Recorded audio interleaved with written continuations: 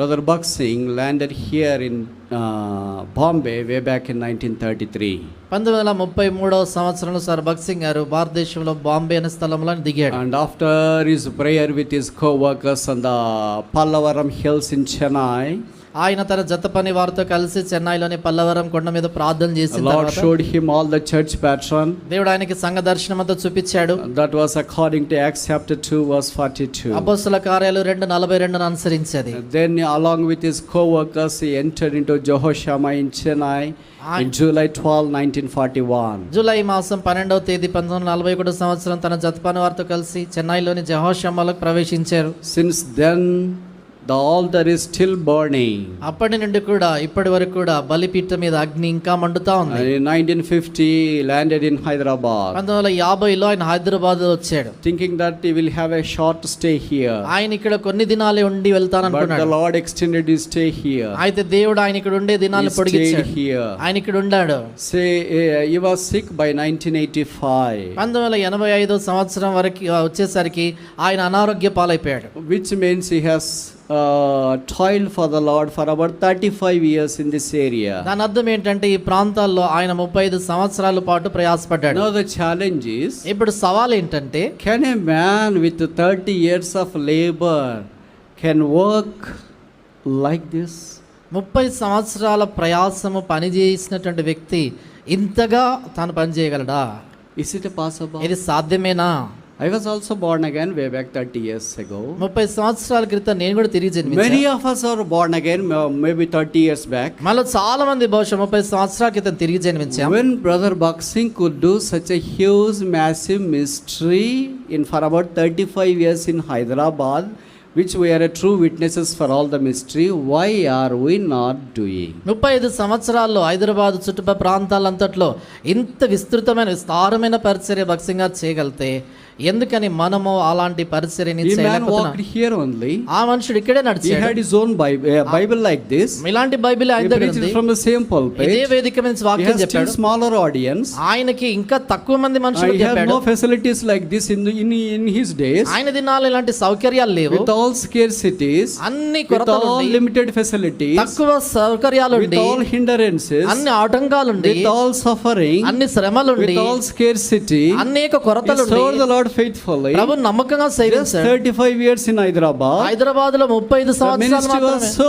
huge. ఈ పరిచర్య ఇంత విస్తారంగా అయిపోయింది. Massive. ఎంతో గొప్పది. So large. ఎంతో విస్తృతం అయిపోయింది. But what about you and I? అయితే నీ విషయం నా విషయం. We are born again. మనం తిరిగి జన్మించాం. Maybe 5 years back. 5 సంవత్సరాలు 10 years back. 10 సంవత్సరాల ముందు. 20 years back. 20 సంవత్సరాల ముందు. 30 years back. 30 సంవత్సరాల 40 years back. 40 సంవత్సరాల ముందు.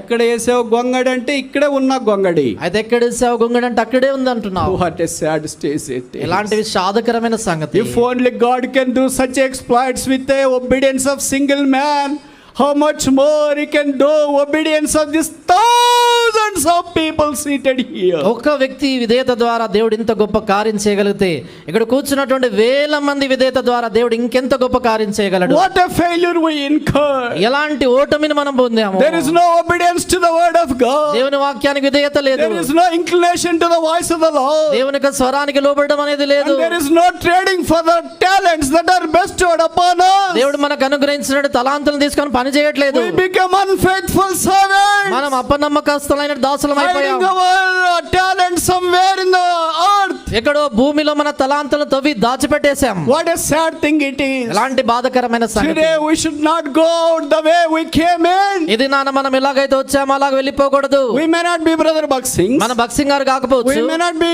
so many stalwarts mentioned in the scriptures. లేఖనాల్లో చెప్పబడినటువంటి గొప్ప దైవజనులు కాకపోవచ్చు. Although Brother Bhakt Singh is not with us personally. వ్యక్తిగతంగా సర్ భక్త్ సింగ్ గారు మనతో లేకపోయినా but the God of Brother Bhakt Singh is still alive.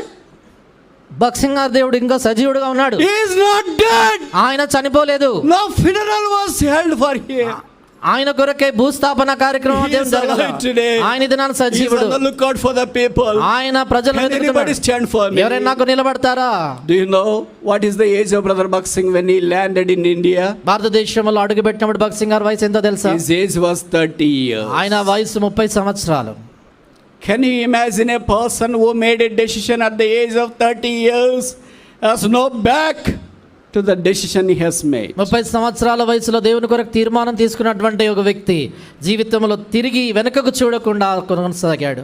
Joseph was a prime minister at the age of 30. యోసేపు 30 సంవత్సరాల ప్రాయములో ప్రధానమంత్రి అయ్యాడు. David was a king at the age of 30. దావీదు 30 సంవత్సరాల వయసులో రాజు అయ్యాడు. Jesus came out for the ministry at the age of 30. యేసు ప్రభువారు 30 సంవత్సరాల వయసులో పరిచర్యకు వచ్చాడు. Brother Bhakt Singh decided to do the work of the Lord and landed in India at the age of 30. Sir Bhagat Singh గారు దేవుని పరిచర్య చేసే దాని కొరకే భారతదేశంలో అడుగుపెట్టినప్పుడు ఆయన వయసు 30.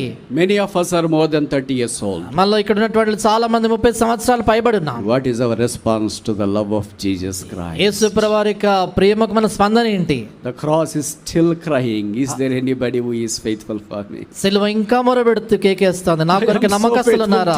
నేను నీకు ఎంతో నమ్మకంగా ఉన్నాను కదా, I never failed for you. నేను నీ కొరకు ఎప్పుడు తప్పిపోలేదు కదా, I never became a stranger to you. నేను ఎప్పుడు పరాయివాడిగా I చూడలేదు never కదా, became enemy for you. నేను నీకు ఎప్పుడు శత్రువుని I కాలేదు never కదా, abandoned you. నేను ఎప్పుడు విడిచిపెట్టలేదు కదా, I never banished you. నేను ఎప్పుడు విడనాడలేదు I కదా, never made you a barren. నేను ఎప్పుడు గొడ్డుబారిన వాడిగా But చేయలేదు you కదా, have banished me. అయితే నన్ను You విడిచిపెట్టావు, have gone away out of me. నా నుంచి దూరంగా You became వెళ్ళిపోయావు, unfaithful for me. నాకు అపనమ్మకం అయిపోయావు. Today would you not come to the cross? ఇది నన్ను సిలువ యొద్దకు నువ్వు రావా? Lord, here I am. ప్రభు ఇదిగో నేను ఉన్నాను, Use me. నన్ను వాడుకో. Help me that I may give account of the talents that thou hast bestowed to me. నీవు నాకు ఇచ్చిన తలాంతులకి సరైన లెక్క చెప్పేటట్లు నాకు సాయం చేయండి.